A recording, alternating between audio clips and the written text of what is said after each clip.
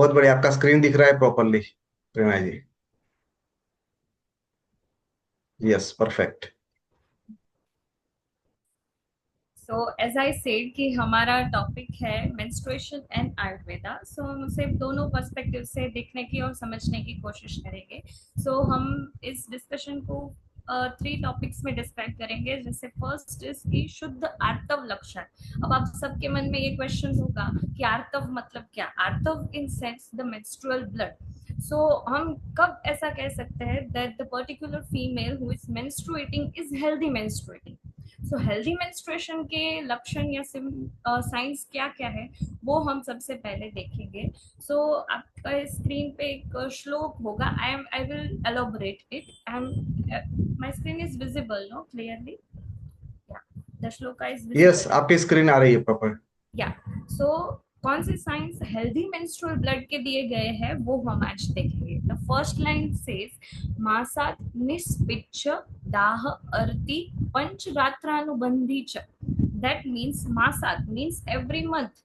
यानी the first line itself says it has to be every month. एक month से पहले भी नहीं और एक मंथ के बाद की बात भी नहीं। हमने देखा है कि जिन्हें एक मंथ से पहले एक मंथ कंप्लीट नहीं हुआ है, अभी 28 डेज नहीं हुए हैं, उससे पहले भी अगर if they are getting their menstruation then वो भी एक एबनॉर्मलिटी है। और या तो फिर 30 डेज या 28 डेज के बाद इफ 35 डेज हो जाते हैं या 40 डेज हो जाते हैं तो अगेन इट्स एन एबनॉर्मलिटी। सबसे पहला लक्षण ये है कि वो आफ्टर अ मंथ होना चाहिए। द नेक्स्ट लक्षण इज मिस पिक्चर, मतलब it shouldn't be too much sticky. Then the next is दाह एंड अर्की, मतलब एक्सेसिव बर्निंग नहीं होना चाहिए और एक्सेसिव पेन नहीं होना चाहिए। हम जब से छोटे थे तब से हमने ये समझ लिया है कि पीरियड्स में तो पेन होता ही है। नो no, ऐसा नहीं है। Period shouldn't be painful. If it is painful then it's not normal. हमें आज यही देखना है कि pain is not normal. We are doing something abnormal. हम कुछ अलग कर रहे हैं, हम नॉर्मल पैटर्न को फॉलो नहीं कर रहे, तभी pain is getting towards us. ठीक है। और पंच रात्रानुबंधी यानी कि 3 to 5 डेज होना चाहिए ब्लीडिंग टाइम। तो ये एक नॉर्मल मेंस्ट्रुअल पीरियड या नॉर्मल मेंस्ट्रुएशन के साइंस है। द नेक्स्ट लाइन सेज नेव अति बहु न अति अल्प आर्तवम शुद्धम आदिश, मतलब बहुत ज्यादा ब्लीडिंग भी नहीं होना चाहिए, बहुत कम ब्लीडिंग भी नहीं होना चाहिए। उसे हम शुद्ध आर्तव प्योर मेंस्ट्रुएशन कहेंगे। क्योंकि हमें पता है कि जिन्हें बहुत ज्यादा ब्लीडिंग होती है, जिन्हें मेनोरेजिया या मेट्रोरेजिया जैसे टर्म्स दिए गए हैं मेडिकल साइंस में, या पॉलीमेनोरिया, या अगर कम ब्लीडिंग हो रहा है तो ओलिगोमेनोरिया, ऐसी जो सारी कंडीशन से हम सफर हो रहे हैं दे आर नॉट नॉर्मल। उसके लिए क्या करना चाहिए टू मेक इट नॉर्मल, उसे हम आगे देखेंगे। और उसके बाद थर्ड और फोर्थ लाइन में ये डिस्क्राइब किया है कि कैसे कलर का ब्लड होना चाहिए। गुंजा फल सवर्ण, गुंजा नाम का जो फल होता है उसके वर्ण उस फल के वर्ण जैसा ब्लड होना चाहिए। पद्म यानी कि लोटस, आलप्त सन्निभम इंद्रगोपाभम शंकाशम आर्तवम शुद्धम आदिशेत। इंद्रगोप नाम का एक इंसेक्ट आता है एकदम रेड ब्लड कलर का, उसके जैसा ब्लड होना चाहिए। Not too dark and not too much pale. This is in short, in 4 lines में हमें पूरा का पूरा नॉर्मल मेंस्ट्रुएशन आचार्य ने डिस्क्राइब किया है फ्रॉम चरक चिकित्सा स्थान 30th chapter. Okay, the main thing इसके बाद ये है कि ड्यूरिंग द मेंस्ट्रुएशन, इस नॉर्मल मेंस्ट्रुएशन फ्लो को अगर हमें कंटिन्यू करना है तो कौन कौन सी चीजों का हमें ध्यान रखना चाहिए, जिसे आयुर्वेद में रजस्वला परिचर्या का नाम दिया है। परिचर्या यानी dos and don'ts that we have to follow, and रजस्वला मतलब द मेंस्ट्रुएटिंग फीमेल। तो आचार्य चरक ने कहा है from the onset of menstruation till 3 days and night, 3 दिनों और 3 रात के लिए परसिव एब्सटिनेंस, एब्सटिनेंस यानी ब्रह्मचर्या का पालन करना चाहिए। If the female gets into coitus during, अगर वे ब्रह्मचर्या का पालन ड्यूरिंग द मेंस्ट्रुएशन नहीं करते हैं तो बहुत सारे इन्फेक्टिव डिसीज होने के चांसेस है। इवन कुछ रिसर्च आर्टिकल्स ये भी कहते हैं that they do that infectious disease वो इनफर्टिलिटी में भी किसी तरह से पार्ट लेते हैं। So there should be a strict abstinence for 3 days। उसके बाद सेकेंड चीज बोली है कि eat in unbroken vessel placed in hand, जो कि आज के जमाने में हम टूटे हुए वेसल में नहीं खाना खाएंगे, बट इसका मतलब ये नहीं है कि आचार्य के पास बुद्धि, मतलब उन्हें क्या हो गया था कि हमें टूटे फूटे वासन में खाने के लिए, वेसल में खाने के लिए बोला है, ऐसा नहीं है। उसके पीछे एक नैनो टेक्नोलॉजी का कॉन्सेप्ट है, दैट उन चीजों से बने हुए वेसल्स जो मिट्टी के बने हैं या लीफ में खाना खाने को उस समय में बोला था, because it is anti infective and उसकी हाइड्रोफोबिसिटी होती है, मतलब वे फूड आर्टिकल्स को इस तरह से इन्फेक्टिव नहीं होने देते और मॉइस्ट नहीं होने देते हैं कि वो हमारे बॉडी में किसी तरह का infection during this days cause करे, इसलिए उस समय में मिट्टी के वेसल में खाने के लिए बोला था, जो कि आज प्रैक्टिकली पॉसिबल नहीं है, इसलिए हम उसमें चेंजेस कर सकते हैं, पर क्या खाना चाहिए वो डेफिनेटली हमें फॉलो करना है। उसके बाद है शुड नॉट वॉश और टेक बाथ और क्लीन हर बॉडी। हमें ये पढ़ के ऐसा लगेगा कि लिटरली दे आर रॉन्ग और व्हाट दे आर टेलिंग कि हमें बाथ नहीं लेना है, बॉडी क्लीन नहीं करना है। नो, बॉडी क्लीन या बाथ के विषय में उन्होंने बोला है कि सर नहीं, हमें हेयर वॉश नहीं करने हैं, अपर बॉडी बाथ नहीं लेना है। उसका रीजन ये है, when we take upper body bath and when we wash our hair, जब हम हेयर वॉश करते हैं तब हमारा डाइजेस्टिव फायर हमारी बॉडी से पूरे बॉडी में सर्कुलेट होता है, एंड इन दिनों में वी वांट कि हमारा फायर बॉडी का हमारे स्टमक वाले एरिया में, हमारे कोस्ट रीजन में, इनर बॉडी में सर्कुलेटेड रहे ताकि हमारा ब्लीडिंग अच्छा हो। इसलिए उन्होंने बोला है कि हमें हेयर वॉश नहीं करने हैं। और आज भी सो मेनी गर्ल्स न्यू कि ऐसा मम्मी ने सिखाया है कि थर्ड डे या फोर्थ डे अच्छे से हेयर वॉश करके रेडी हो, मतलब अच्छे से हेयर वॉश करने हैं ऑन द थर्ड और the fourth day. So the reason behind that is this, ये चीजें प्रेरणा जी, या एक रिक्वेस्ट है, आप अपना हैंड्स फ्री है वो निकाले थोड़ा सा, उससे वजह से आवाज डिस्टर्बेंस हो रहा है। हैंड्स फ्री मैंने नहीं पहना है वैसे, नहीं बट लगा है? नहीं पता एक्चुअली नहीं, कोई बात, मैं तो आप कंटिन्यू थोड़ा, करिए। मे बी फैन का आवाज आ रहा होगा तो नहीं, फैन का नहीं आ रहा है, दूसरा आवाज आ रहा है, कोई बात नहीं, continue. So next we are talking about कि आचार्य चरक ने क्या बोला था, आचार्य सुश्रुता ने क्या बोला था। इट डजंट मैटर, हमें तो ये देखना है कि हमें क्या करना है to remain healthy during this time. तो हम देखते हैं कि फॉलो चेस्टिटी, यानी वही कि ब्रह्मचर्य का पालन करना है। She must sleep on bed made up of दर्भ यानी ग्रास। आपने देखा होगा कि आज भी कई घरों में जहाँ पे ड्यूरिंग द पीरियड्स ऐसा बोलते हैं कि हम उन दिनों नीचे चटाई बिछा के सोते हैं।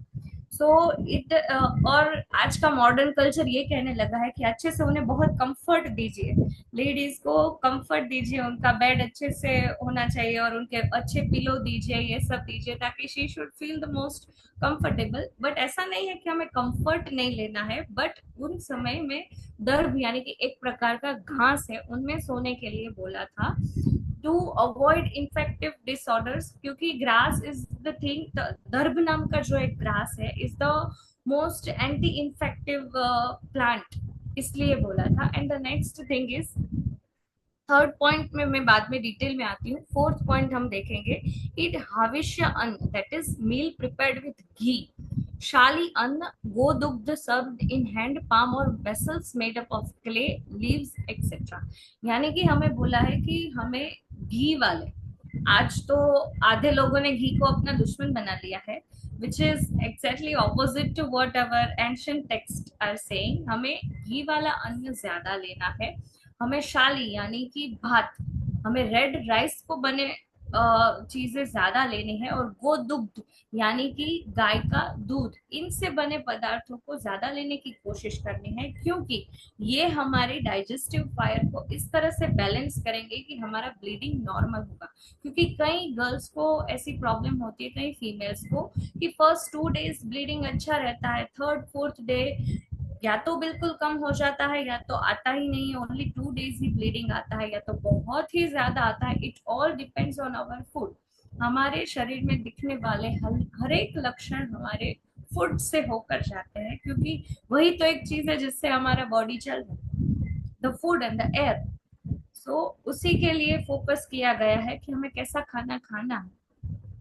And the last reference says कि avoid food which is sour, spicy, salty and hot in nature. ऐसे excessive spicy, hot और sour things नहीं खानी है. ये एक अलग चीज है कि आज मार्केट में ऐसा ट्रेंड हो गया है कि जो भी विश होती है वो पीरियड्स के दरमियान पूरी करो. जो भी उसे खाने का मन करे उसके लिए पिज्जा ऑर्डर करो, ये ऑर्डर करो, वो ऑर्डर करो. जो खाना है वो ऐसा नहीं खाना है जिससे हमारी डाइजेस्टिव फायर बिगड़े और हमारे ब्लीडिंग पे असर हो. Take food in less quantity. कम खाना है पर घी वाला, दूध वाला अच्छा खाना खाना है. Always concentrate on thinking good and auspicious thinking because it is all related to our hormones. And also medical science believes, आज एलोपैथ साइंस भी साइकोलॉजी को उतना ही इंपॉर्टेंस देता है कि जितना आयुर्वेद ने सत्व रज और तम जैसे मानसिक दोषों को दिया है कि everything is in our mind, सब कुछ हमारा मन ही कंट्रोल करता है. तो हमारे सारे हार्मोनल इम्बैलेंसेस डायरेक्टली हमारी साइकोलॉजी से होते हुए जाते हैं. तो हमें इन दिनों में डेफिनेटली अच्छा ही सोचना है. इवन आचार्य ये बोलते हैं कि हमें रोना नहीं है ज्यादा इन दिनों में, ज्यादा बोलना नहीं है, गुस्सा नहीं करना. अगर रोने का, गुस्सा करने का, ज्यादा बोलने तक की मनाही की है तो अगर हम बुरा सोचेंगे तो आप समझ सकते हो कि हमारे हॉर्मोन्स पर क्या हद तक असर हो सकती है. राइट. और बोला है अवॉइड ज्वेलरी और मेकअप. बिल्कुल सिंपल क्लोथिंग. वो ये कहना चाहते हैं कि एक्सेसिव तैयार होना नहीं है. We should take rest to not let, हमारे बॉडी को इतना एक्सर्शन नहीं देना. हम बोलते हैं कि उस दिनों में एक्सरसाइजेस नहीं करनी है, एक्सर्शन नहीं देना है किसी हिसाब से. सो वही चीज जो हमने देखी वो यहाँ पे हम श्लोक में देख रहे हैं. एंड द लास्ट थिंग जो मैंने बीच में एक पार्ट, एक लाइन को स्किप किया था, वही है कि हमें क्या अवॉइड करना है. हमें क्या करना है ये पता चल गया. अब मैं सिर्फ आप लोगों को यही बताना चाहती हूँ कि हमें क्या नहीं करना है. डे स्लीप, दिन में सोना नहीं है उस वक्त, क्योंकि उससे शरीर में कफ की वृद्धि होती है. और जब कफ की वृद्धि होती है तो वो पित्त को इम्बैलेंस करता है. और हमारा जो ब्लीडिंग है उससे अच्छा होने के लिए शरीर में पित्त वृद्धि होना जरूरी है. इसलिए दिन में नहीं सोना है. एप्लीकेशन ऑफ कॉलेरियम यानी अंजन, कोई भी कॉस्मेटिक्स एडॉर्नमेंट्स का उपयोग नहीं करना है. इवन क्राइम के लिए मना बोला है टू मेंटेन मेंटल ट्रैंक्विलिटी, क्योंकि आयुर्वेद ऐसा समझता है कि सिर्फ हमें बेबी कंसीव करने से या कंसीव करने के बाद प्रेगनेंसी में ही अच्छा सोचने से अच्छा प्रोजेनी नहीं हो जाता. Right. Starting from the menstruation. Menstruation क्योंकि एवरी मंथ जो एक ओवम एग सेल फीमेल के ओवरी से रिलीज होता है, उन ओवम पे हमारे हर थिंकिंग का असर होता है. तो ऐसा नहीं है कि प्रेगनेंसी में अच्छा सोचेंगे तो अच्छा बेबी होगा. स्टार्टिंग फ्रॉम अवर मेंस्ट्रुएशन हमें इन दिनों में क्राइंग, स्ट्रेसिंग आउट और एग्रेशन अवॉइड ही करना to have a good progeny. क्योंकि उनके साइड इफेक्ट्स आप समझ सकते हैं कि आचार्यस ने कितना डिटेल्ड डिस्क्रिप्शन दिया है हमें कि क्या करने से हमारे 15-20 साल बाद होने वाले बेबी पे क्या असर हो सकता है. मैं उन डिटेल्स श्लोकास को यहाँ पे इतना डिटेल में नहीं गई हूँ, but there are, if anybody wants कि मुझे 15-20 साल बाद कोई ऐसी यंग लड़की है यहाँ पर जो जानना चाहती है कि 15-20 साल बाद भी अगर मेरे बेबी के होने में आज मैं जो कर रही हूँ उसका असर हो रहा है तो मुझे उसे अवॉइड करना है. और क्या क्या असर हो सकती है मैं आपको श्लोक के साथ डिस्क्राइब कर सकती हूँ.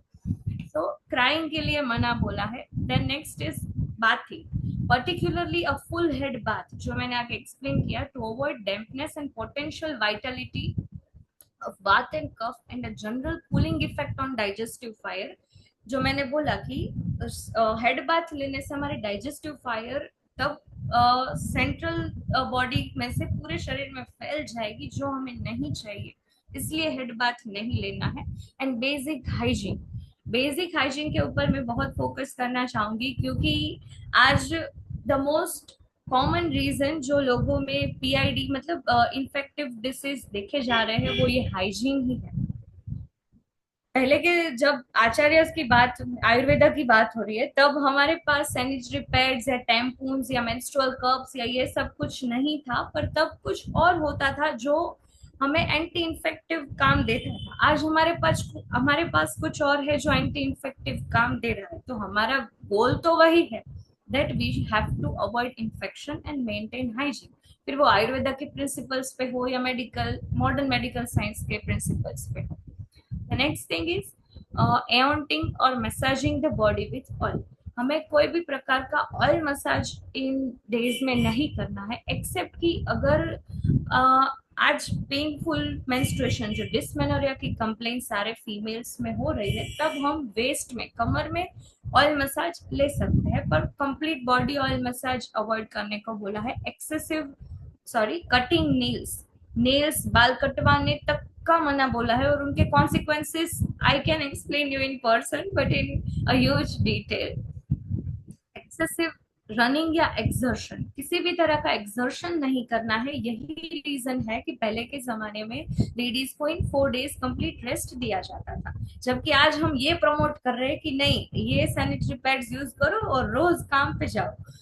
आई थिंक कि आयुर्वेदा उसे एक ऑपोजिट चीज बोल रहा है, उसे ऑपोजिट चीज बोल रहा है कि एक्सर्शन नहीं करना, हाइजीन तो मेंटेन करना है बट एक्सर्शन नहीं करना। The next is loud laughing, even ज्यादा जोर से हंसने को बोलने को एक्सर्शन, क्योंकि अच्छे या बुरे कोई भी एक्सेसिव इमोशंस को हमें हावी नहीं होने देना है। Excessive talking, listening to very loud noises, scratching, and the last thing is sitting और sleeping on a raised bed, एकदम ऊंचे पलंग पे और कॉम्फी मतलब बहुत ज्यादा सॉफ्ट उस पे सोने के लिए मना बोला है। Often advise to sleep on a mat made up of दर्भ या ग्रास ऑन द ग्राउंड। हम ऐसा सोचते हैं कि जिनके घर में आज ये 4-5 दिन ये सब फॉलो करते हैं ना, वो बहुत ही पुरानी ऑर्थोडॉक्स थिंकिंग वाले हैं। दे डोंट नो लेडीज को एक से खूना, उनको क्यों कोने में बिठा दिया है, कोने में सोने के लिए दे दिया है, अलग वेसल में खाना खाने के लिए दे दिया है। दे आर नॉट, उनका मतलब दिमागी संतुलन ठीक है, उसके पीछे एक बहुत बड़ा साइंस है। ये अलग बात है कि हमें पता नहीं है, बट जो पुरानी परंपराएं चली आ रही है वो बहुत ही साइंटिफिक थी, उनके पीछे एक बहुत नैनो टेक्नोलॉजी थी जो हम धीरे धीरे समझेंगे, धीरे धीरे उन पे रिसर्च होंगे, रिसर्च आर्टिकल्स पब्लिश होंगे, तब हम मानेंगे। हमारे आचार्य ने श्लोक में बोला है, उसे हम ऑर्थोडॉक्स थिंकिंग बोल देते हैं। बट ये सब मुझे भी, ये जब से मैं इस फील्ड में आई हूँ तब से मेरे कॉन्सेप्ट्स क्लियर हुए हैं। So I am very much thankful to Manish uncle as well as my Acharyas Charak Sushruta and Bhagwat कि मुझे ये आयुर्वेद मिला तो मैं आप लोगों को दे पाई। Thank you so much.